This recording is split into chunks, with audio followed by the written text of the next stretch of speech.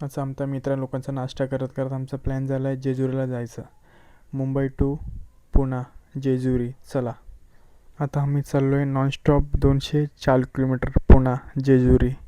चला पुढे तुम्हाला जेजुरी दाखवतो आम्ही आता जेजुरीला पोहोचून.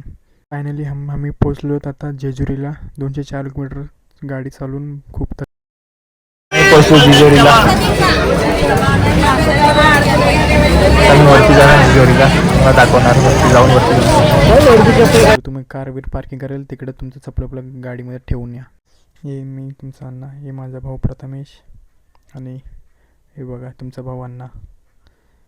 सगळे बघा किती क्राऊड आहे आजूबाजूला. खूप म्हणजे खूप क्राऊड आहे. तुम्ही येत असेल सांभाळून या इकडे.